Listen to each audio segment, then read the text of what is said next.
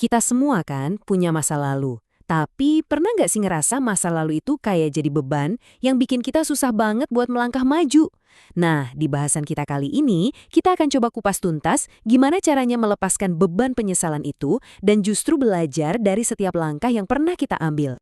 Pernah ngerasa gitu nggak? Kayak ada bayangan masa lalu yang, nempel terus dan nggak mau pergi? Kalau iya, tenang aja, Anda nggak sendirian kok. Ini perasaan yang sangat wajar dan dialami banyak orang. Ya, perasaan ini tuh bisa terasa seperti beban yang berat banget, yang seolah-olah menahan setiap langkah kita. Kesalahan di masa lalu atau kegagalan yang menyakitkan itu bisa bikin kita merasa terjebak, seolah-olah nggak ada jalan lagi untuk maju. Tapi, gimana kalau kita bisa melihat beban ini dari sudut pandang yang beda? Nah, di bagian pertama ini, yuk kita coba ubah cara pandang kita, mengubah beban masa lalu menjadi sebuah pelajaran yang berharga. Nah, kutipan dari kitab Filipi ini keren banget loh. Isinya ngasih kita sebuah prinsip yang luar biasa kuat. Sengaja melupakan apa yang di belakang supaya kita bisa fokus total sama apa yang ada di depan. Eits, ini bukan berarti amnesia atau hapus ingatan ya, tapi lebih ke mengalihkan fokus kita. Dan inilah yang akan jadi fondasi kita untuk bisa bergerak maju. Jadi kuncinya tuh di sini, perlakukan masa lalu sebagai guru, bukan sebagai hakim. Setiap pengalaman, mau itu baik atau buruk, itu udah ngebentuk kita. Tujuannya adalah untuk ngambil pelajarannya dan terus bertumbuh, bukannya malah terjebak selamanya di ruang kelas yang sama. Penting banget nih untuk diingat kalau perasaan terbebani oleh masa lalu ini bukanlah sesuatu yang cuma Anda alami. Yuk kita lihat kenapa punya masa lalu yang nggak sempurna itu ya sebuah kondisi yang dialami semua orang. Ada satu fakta sederhana yang sering banget kita lupain, nggak ada manusia yang sempurna. Semua orang pernah bikin salah.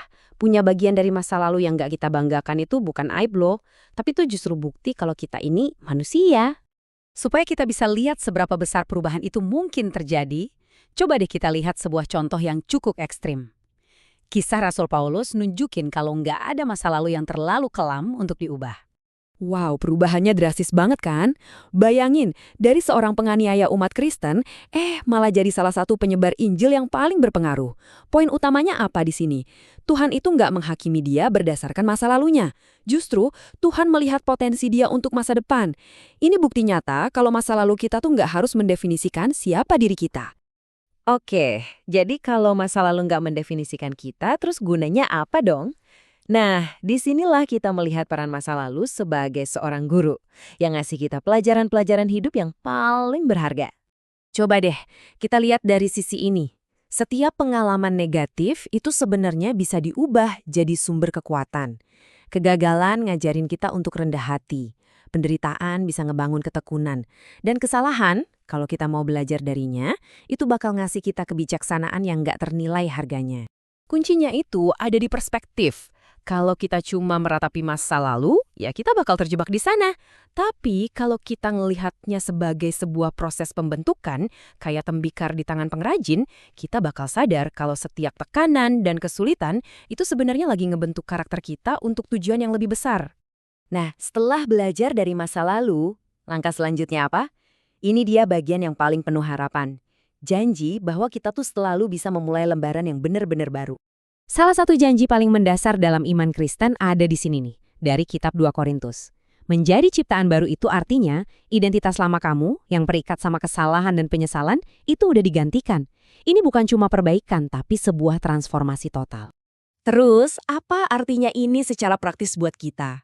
Artinya, identitas kita nggak lagi terikat pada kesalahan-kesalahan kita. Masa lalu kita bukan cuma dimaafkan, tapi kita juga dikasih kesempatan buat membangun masa depan yang benar-benar baru. Ini adalah sebuah pilihan. Kita bisa terus jalan di jalur penyesalan, atau kita bisa milih jalur iman. Pilihan untuk nggak lagi ditahan oleh apa yang udah terjadi, tapi justru didorong maju oleh keyakinan akan adanya awal yang baru. Jadi, setelah semua ini, gimana cara kita ngebentuk masa depan?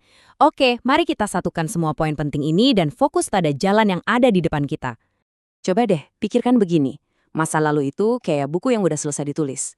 Kita nggak bisa ngubah satu kata pun. Tapi masa depan, masa depan itu kayak kanvas yang masih kosong, yang nunggu untuk kita lukis. Metafora ini kuat banget ya. Seringkali bukan masa lalunya yang menahan kita, tapi kita sendiri yang masih megangin rantainya.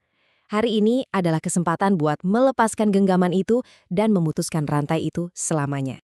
Jadi, ini dia 3 hal yang perlu kita ingat. Pertama, belajarlah dari masa lalu, tapi jangan tinggal di sana. Kedua, arahkan pandangan lurus ke depan.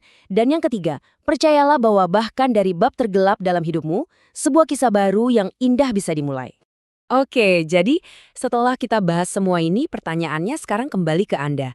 Dengan pemahaman baru ini, kira-kira apa sih satu langkah kecil aja yang bisa Anda ambil mulai hari ini untuk berjalan ke masa depan yang bebas dari bayang-bayang masa lalu? Coba deh pikirkan.